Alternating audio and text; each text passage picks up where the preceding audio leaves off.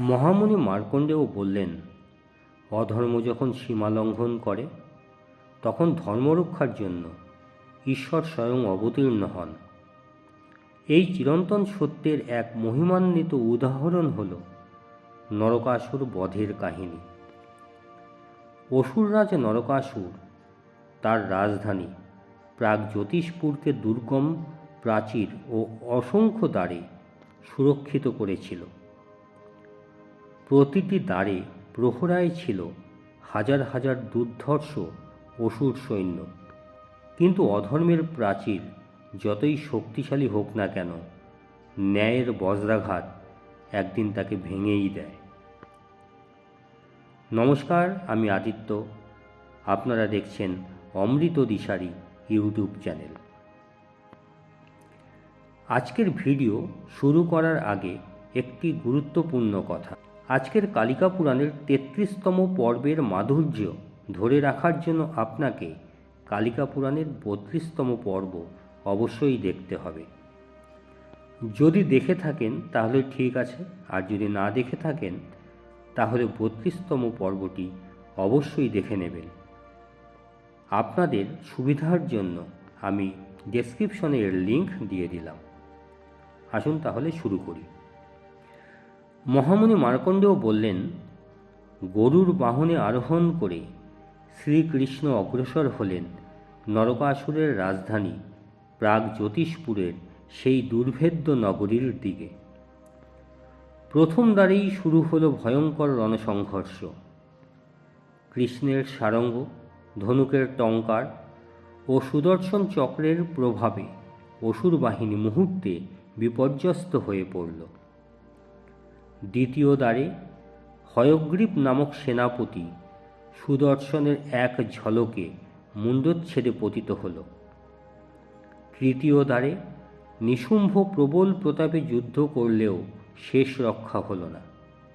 কৃষ্ণের মহাশক্তির সামনে সে ও তার অনুচরেরা নিশ্চিহ্ন হল। যুদ্ধ করতে করতে কৃষ্ণ পৌঁছালেন লোহিত গঙ্গার তীরবর্তী পূর্বদ্বারে। সেখানে বিরূপাক্ষ, শুম্ভসহ আর অনেক মহাবলী অসুরের সম্মুখীন হতে হল ভগবান শ্রীকৃষ্ণ। এই দুর্ধর্ষ যুদ্ধ দেবতারা আকাশ থেকে অবলোকন করছিলেন। কয়েকদিন ব্যাপী দেবাসুর সংগ্রামে অধর্মের শক্তি ক্রমশ ক্ষয়প্রাপ্ত হতে লাগল।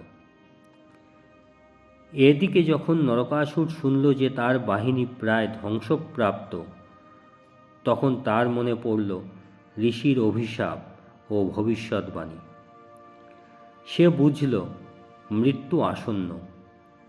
তবুও বিরচিত সংকল্পে বজ্রধ্বজ নামে লৌহ চক্রযুক্ত রথে সুসজ্জিত হয়ে সে রণক্ষেত্রে অবতীর্ণ হল। হাতে অক্ষয় তুন ও সুদৃঢ় ধনুক এবং তার হৃদয়ে লড়াইয়ের দৃঢ়তা। রণাঙ্গনে সে দেখল গরুর বাহনে কৃষ্ণ, শঙ্খ চক্র গদাপদ্মধারী, বক্ষে শ্রীবৎস চিহ্ন, কণ্ঠে কৌস্তব মুনি, দেহে পীতাম্বরের দ্যুতি। তার পাশে আবির্ভূতা হলেন ভয়ঙ্করী মা কালী, রক্তাভ মুখমণ্ডল, দীপ্ত নয়ন, হাতে খড়গ ও পাশ। এ যে কামাক্ষারূপিণী মা আদ্যাশক্তি। এই অলৌকিক দৃশ্য দেখে নরকাসুরের অন্তর কেঁপে উঠল। তবু যুদ্ধ থামল না। শেষ পর্যন্ত সুদর্শন চক্রের অগ্নিবেগে নরকাসুরের মুণ্ডচ্ছেদ হল। অসুরের পতনে পৃথিবী কেঁদে উঠলেন। পৃথিবীদেবী শ্রীকৃষ্ণের শরণে এসে স্মরণ করালেন বরাহরূপে তিনিই একদিন তাকে উদ্ধার করেছিলেন এবং এই পুত্র দান করেছিলেন। আজ অধর্মবশে তার পতন অনিবার্য হয়েছে। তিনি অনুরোধ করলেন নরকের পুত্র ভগদত্তকে রাজ্যভার প্রদান করতে। কৃষ্ণ করুণাময় কণ্ঠে জানালেন, অসুর ভাব প্রবল হলে বধ অবধারিত। এ ছিল বিধাতার বিধান। তিনি ভগদত্তকে অভিষিক্ত করে আশীর্বাদ করলেন এবং নরকাসুরের অন্তঃপুরে প্রবেশ করে কৃষ্ণ অগণিত রত্নভাণ্ডার, বরুণের ছত্র ও অমূল্য সম্পদ দ্বারকায় প্রেরণ করলেন। বন্দিনী 16,000 কন্যাকে মুক্ত করে সসম্মানে দ্বারকায় পাঠালেন এবং তাদের ভবিষ্যৎ সুদৃঢ় করলেন। স্বর্ণময় রত্নপর্বত সহ কৃষ্ণ যখন দ্বারকায় প্রত্যাবর্তন করলেন, তখন আনন্দধ্বনিতে মুখরিত হল নগরী।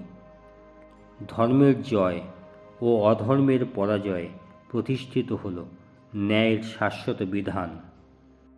নরকাসুর বধের কাহিনী বর্ণনা করে মার্কণ্ডেয় মুনি একটু মৌন হয়ে পুনরায় বললেন, নরকাসুর বধ কেবল এক যুদ্ধগাথা নয়, এটি স্মরণ করিয়ে দেয় অহংকার ও অত্যাচারের পরিণতি নির্মম।